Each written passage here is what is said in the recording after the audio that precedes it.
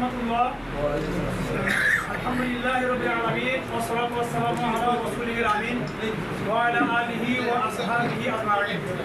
বাংলাদেশ জামায়াত ইসলামী পীরগঞ্জ উপজেলা শাখার উদ্যোগে আজকের এই সাংবাদিক সম্মেলন।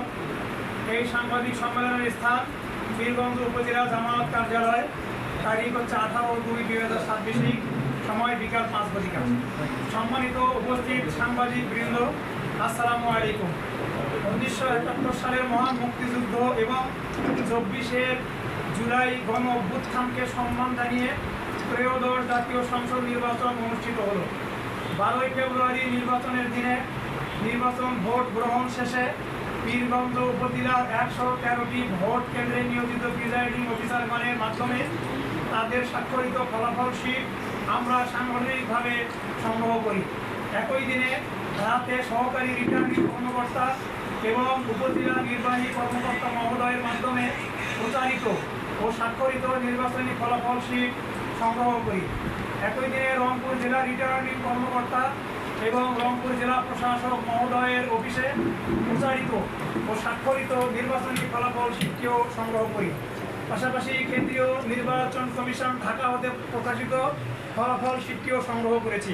তদুপরি 13/2/2026 তারিখে রিটার্নিং কর্মকর্তার মাধ্যমে প্রকাশিত সরকারি গেজেট প্রকাশিত হয়।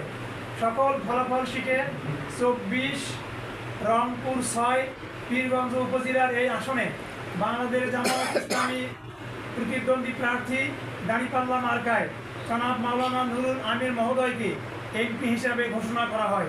সর্বোপরি 17/2/2026 তারিখে মহান জাতীয় সংসদে রাষ্ট্রীয় তত্ত্বাবধানে সংসদ সদস্য হিসাবে মোহাম্মদ নুরুল আমিন মহোদয় এমপি হিসাবে শপথ গ্রহণ করেন। বিজয় ঘোষণার এই প্রেক্ষিতে বাংলাদেশ জামায়াত ইসলামী পীরগঞ্জ উপজেলা শাখা সন্তুষ্টি প্রকাশ করেছে।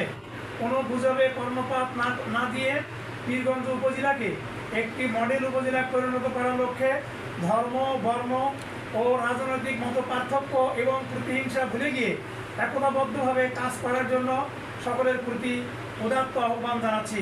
উদাত্ত আহ্বানে এবং শুভেচ্ছান্তে